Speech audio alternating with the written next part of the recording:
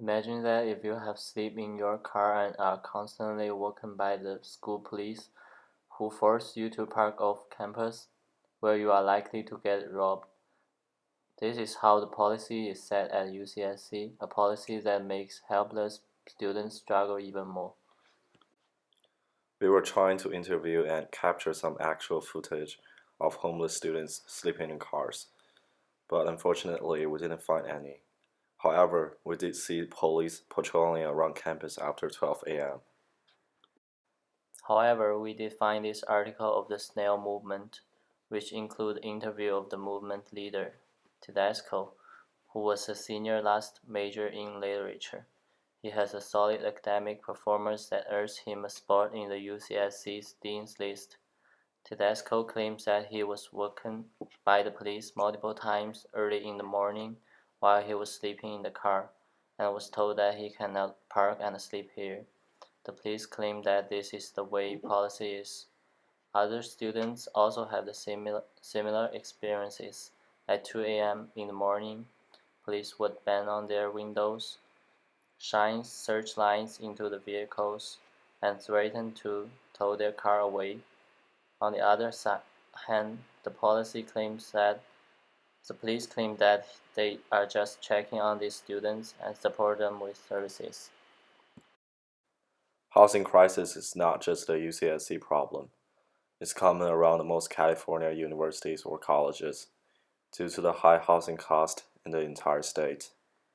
These students who sleep in their cars, put belongings in their lockers, and shower at the gym.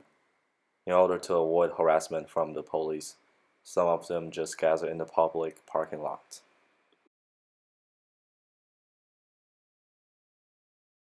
I wake up back there and my head's in there and I slide out, sit down right here, compose myself a little bit, and then I start the car and I drive up to the locker room, get a shower, shave, just, start my day, start studying.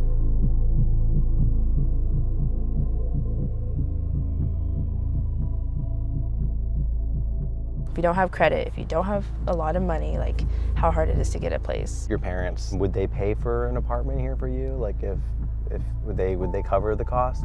No, they wouldn't. So, what is the reason behind the housing crisis?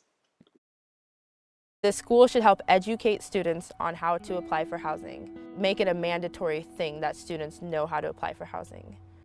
Why do you think there are so many homeless kids at the school? At this particular school, it's the housing stock, Airbnb, and also the policies and practices of the property managers in the area. A majority of our students are coming up here with no structure or foundation for them to settle.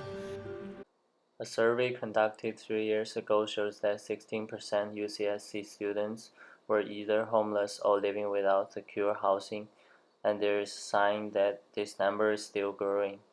One possible solution is that students who are qualified can be given a special parking permit that allows them to park and live at university property, but this is just a temporary solution.